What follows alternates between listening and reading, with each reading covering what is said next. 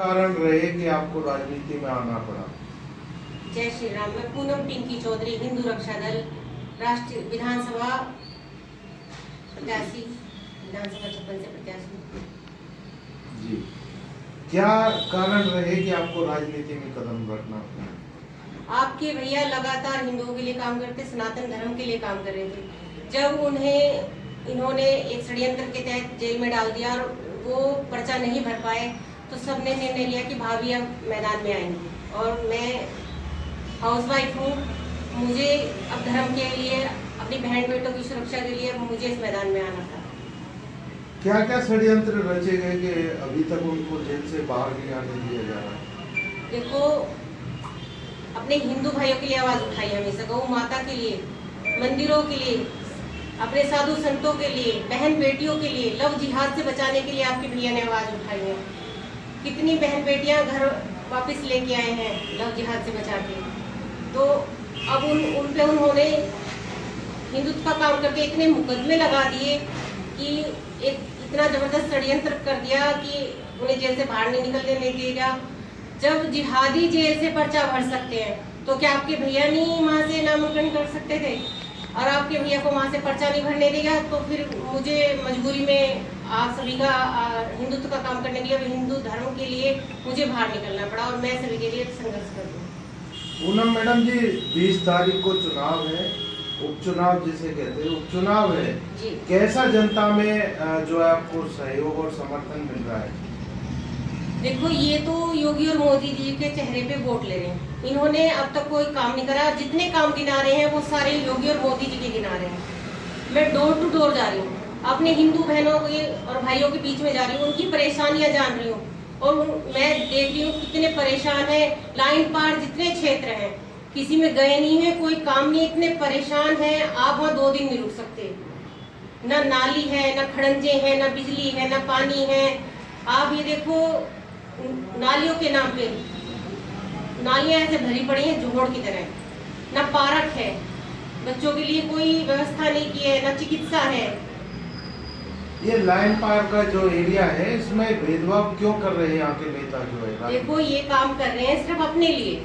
जिधर इनकी जो कार्यकर्ता है या इनके जो क्षेत्र पड़ते हैं इधर के, ये सिर्फ इधर लाइन पार के आदमियों को तो ये आदमी समझ ही नहीं रहे हैं।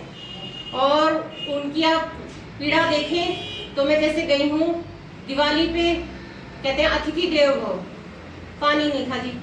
5 दिनों तक घर में पानी नहीं आया। बताओ त्योहार कहाँ से बनेंगे? हिंदू भाइयों के जितनी भी योजनाएं हैं सब इनकी उनके लिए, जिहादियों के लिए। हमारे हिंदू भाइयों के लिए कोई योजना नहीं है क्या? सब जगह उन्हीं के लिए सब चीजें बनी हुई हैं। अभी एक योजना के ऊपर बात करें तो बताया जा रहा है कि मोमडनों को जो है मकान दिए गए और हिंदुओं को नहीं दिए गए, उस पर क्या कहना चाहोगे? 1100 में से 900 मकान इन्होंने उन्हें दे दिए हैं। सब्सिडी उनके लिए, सारी योजनाएं उनके लिए। कहाँ सबका साथ सबका विकास है? कहाँ हमारे हिंदू भाइयों के लिए है? कहाँ? हमारे हिंदू में कितने बच्चे होते हैं? 2 3, उससे ज्यादा नहीं। तो योजना भाई किसको मिल रही है? आंखें थोड़ी ना मिच रही है। हिंदू भाइयों को सबको पता लग रहा है कि क्या हो रहा है। उनकी आंखों में धूल झोंकी जा रही है साफ साफ। और अब सबको पता लग रहा है कि हिंदू भाइयों के लिए काम उनके पिंकी चौधरी जी ने किया है, उनके भाई ने किया है, उनके बेटे ने किया है। तो वही अब की बार तो चेहरे पे वोट नहीं चलेगी, अब की बार काम पे वोट चलेगी। योगी जी से मैं आपको बताऊं, गाजियाबाद में योगी जी आए थे, लाठी चार्ज हुई है गाजियाबाद में उनपे। आपके भैया उस टाइम तो वो सत्ता में नहीं थे। आपके भैया जब भी उनकी मदद के लिए गए तब तो योगी जी नहीं आए। आज इलेक्शन है तो योगी जी 4 बार आ रहे हैं। तो आप खुद ही समझ जाइए, इनके विधायक सांसद सब यही हैं। तो हम तो जीते जिताए, हमें तो हिंदू भाइयों का सहयोग मिलना। ये तो जोर जोर से चिल्ला के बोल रहे हैं। अब आप खुद समझ जाओ, हिंदू भाई खुद जागरूक हो जाओ कि भाई वोट किसे देनी चाहिए। जबकि भाजपा भी अपने आप को हिंदू के नाम पर ही वोट मांगती है और तो भाजपा सेंट्रल में भी है और स्टेट में भी है, तो फिर भी इतना ज़्यादा अत्याचार क्यों हो रहा है पिंकी भैया जी पे और उनको क्यों जेल में डाला गया है? इस बात की खबर योगी जी तक या मोदी जी तक नहीं जाती है क्या? देखो, आपके भैया धर्म के लिए काम कर रहे हैं, हम हिंदू भाइयों के लिए लड़ रहे हैं।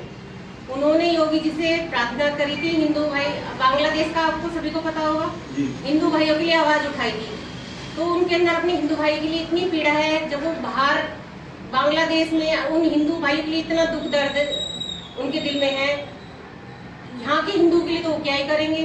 तो आप ये देखो, हमारा तो जमीनी स्तर से काम है, ये योगी और मोदी जी के चेहरे पे वोट मांग रहे हैं। हम तो हिंदू भाइयों के लिए लड़ रहे हैं, मर रहे हैं, कर रहे हैं, हिंदुओं की ही वोट मांग रहे हैं कि हमें हिंदू भाइयों के लिए कुछ करना है।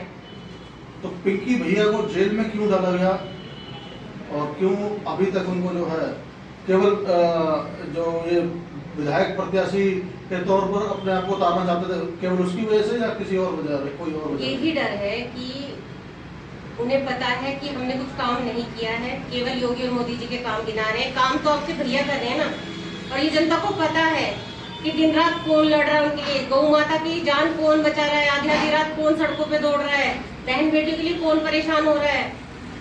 जैसा कि हिंदू महासभा के और सभी जो है कम से कम 20-30 संस्थाओं के लोग यहाँ पर पहुंचे हुए थे, बहुत बड़ी कॉन्फ्रेंस रखी गई। अब आप गाजियाबाद की जनता से चुनाव नजदीक है, क्या अपील करना चाहते हो जो जनता तक मैसेज पहुंच सके? देखो, हिंदू सो नहीं रहा, हिंदू जाग गया है, वो आंख बंद करके वोट नहीं देगा इस तरीके से।